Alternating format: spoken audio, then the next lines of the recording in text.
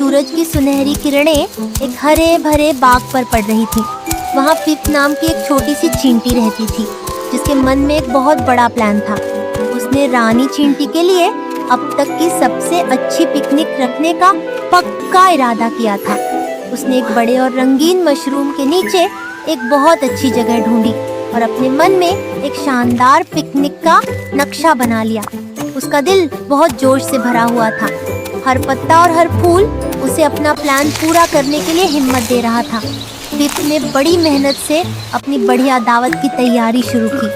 उसने ध्यान से छोटे छोटे जामुन, फूलों की पत्तियाँ और ओस की चमकती बूंदें जमा की और हर चीज़ को बहुत अच्छे से सजाया। उसके हर काम में मेहनत और एक अच्छी पिकनिक का सपना दिख रहा था। जब वो सब कुछ अच्छे से सजा रही थी, तभी पीछे एक शरारती लेडीबग उड़ती हुई दिखी, जो होने वाली गड़बड़ का एक छोटा सा इशारा था। पिप अपने ख्यालों में खोई थी और उसे नहीं पता था कि किस्मत ने उसके लिए कुछ और ही सोच रखा है।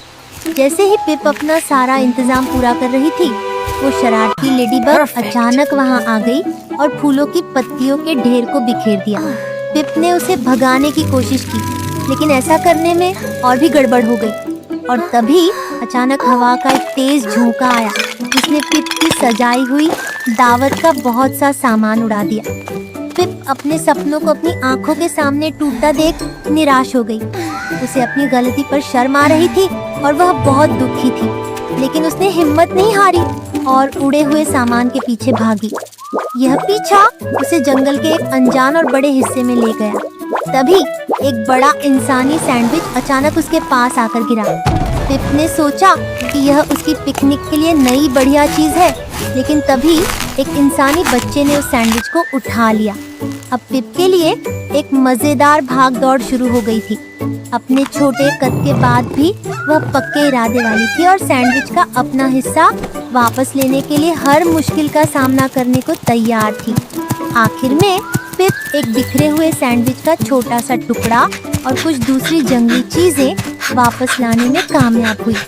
रानी चींटी मशरूम वाली पिकनिक की जगह पर पहुंची और उन्होंने पिप की बिखरी हुई लेकिन दिल से की गई कोशिशों को देखा। पिप अपनी गलतियों के लिए माफी मांगने ही वाली थी कि रानी अचानक जोर से हंसने लगी। पिप के हिम्मत भरे काम और दावत में हुई अचानक गड़बड़ से वह बहुत खुश हुई। पिप को उसी पल समझ आया कि हर चीज के सही होने से ज्यादा जरूरी साथ मिलकर मजा करना और हंसना है, और इस तरह उसने रानी के साथ मिलकर उस अचानक हुई पर बहुत मजेदार दावत का आनंद लिया। उसे समझ आ गया था कि जिंदगी की असली खुशी अक्सर ऐसे ही अचानक मिले पलों में होती है।